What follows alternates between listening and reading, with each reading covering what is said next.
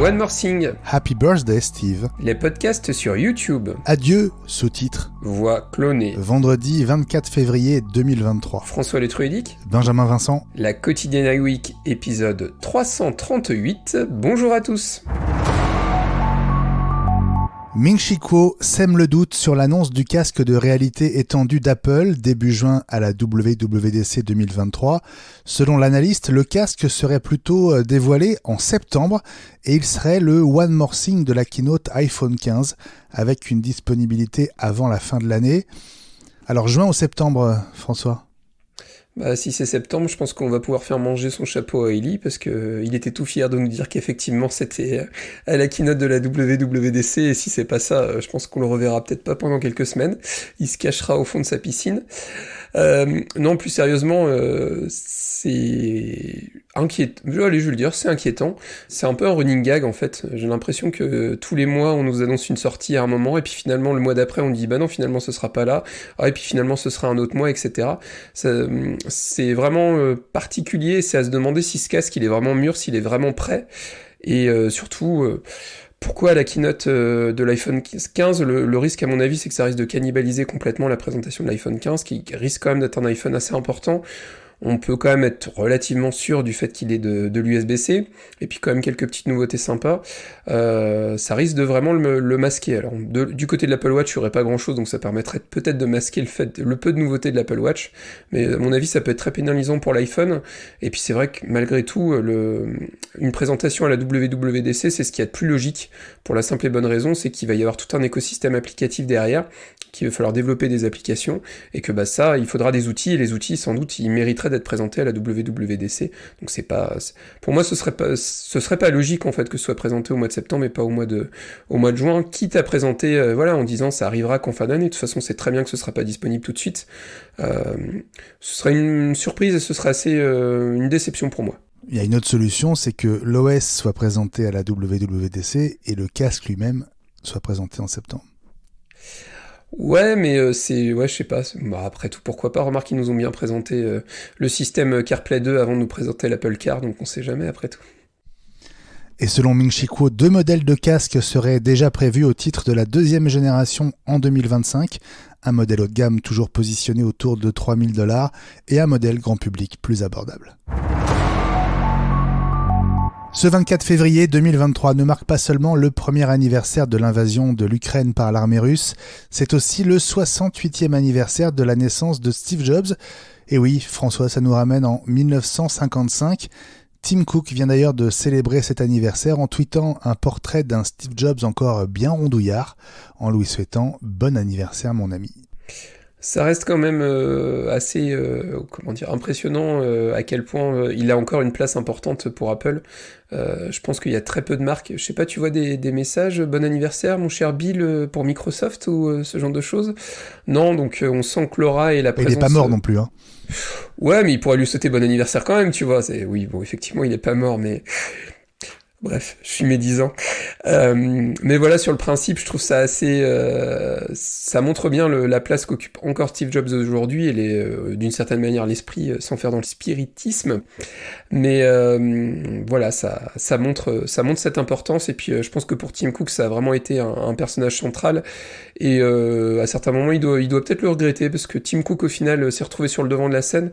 Mais est-ce que Tim Cook c'était vraiment ce qu'il cherchait à la lumière? Est-ce qu'avoir un rôle de second derrière Steve Jobs, ça lui correspondait pas plus au niveau personnel? Voilà, je pose la question.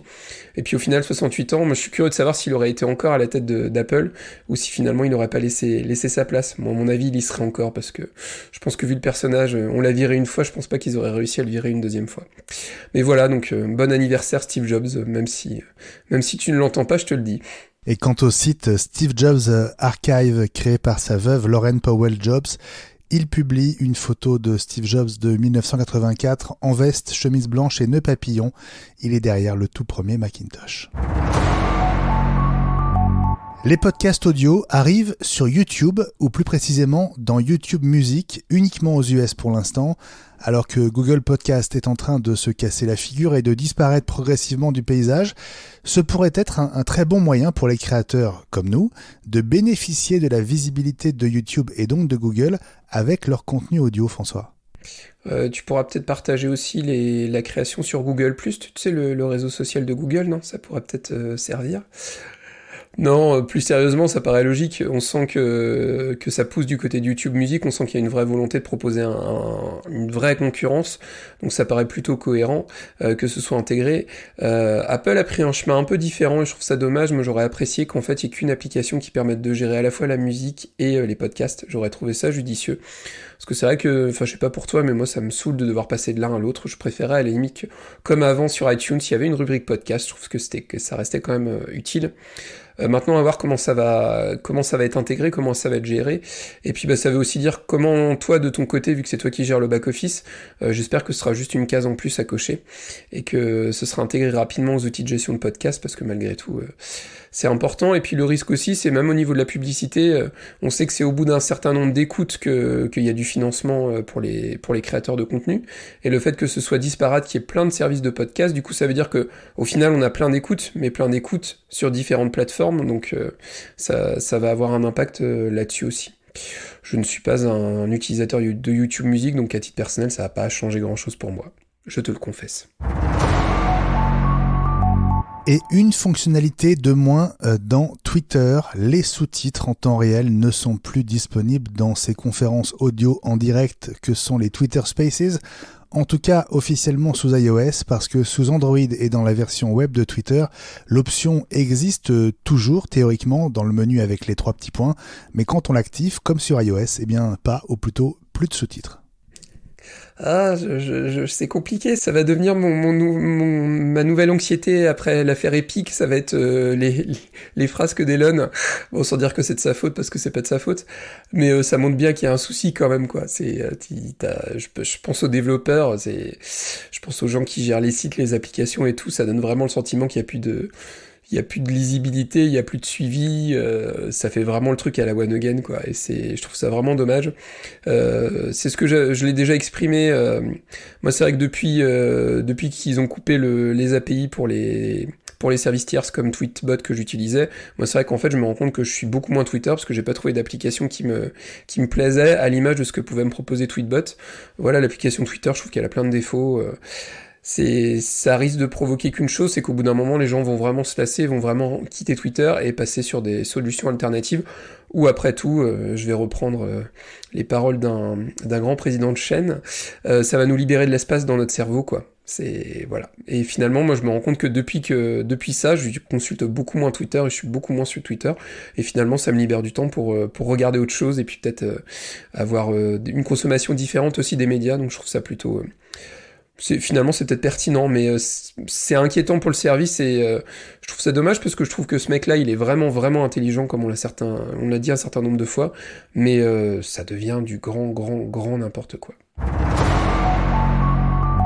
Et puis c'est une nouveauté signée Samsung sur sa nouvelle gamme Galaxy S23, alors uniquement en Corée du Sud pour l'instant. Si vous ne pouvez pas décrocher pour répondre à un appel téléphonique, typiquement lorsque vous êtes en réunion, vous pouvez répondre par un message texte. Il va être converti dans votre propre voix clonée par une intelligence artificielle. Et chez Samsung, elle s'appelle Bixby, François. Finalement, on y arrive petit à petit. Hein. On va être remplacé par des robots. Hein. C'est bien parti. Non, moi je trouve sur la trouvaille technologique, je trouve ça super. Enfin, c'est déjà d'avoir eu l'idée, d'une, et de deux, réussir à produire ça. Maintenant, je pense qu'on va pas tarder à essayer d'utiliser ce système différemment et de faire raconter des conneries avec la voix de quelqu'un, quoi. Je pense qu'il y a un moment ou un autre, ça risque d'être détourné, quoi. Et je pense qu'on va pouvoir se marrer. C'est bien parce que bientôt, en fait, on n'aura même plus besoin de faire iWeek en réel. En fait, on pourra utiliser on tapera notre texte et il y aura une voix qui fera notre voix. C'est pratique. Tu vois, comme ça, même plus besoin de se trimballer un micro. Tout sera fait automatiquement. Bon, la question, c'est pour les rires. Je sais pas trop comment on arrivera à les intégrer, mais bon. Puis est-ce qu'on aura le droit de faire des blagues aussi? Mais voilà, je trouve que la trouvaille technologique est super. Maintenant, comme certaines trouvailles technologiques, ça risque d'être détourné et c'est inquiétant, je trouve. Bon, on va s'inquiéter pendant le week-end. La quotidienne iWeek revient lundi.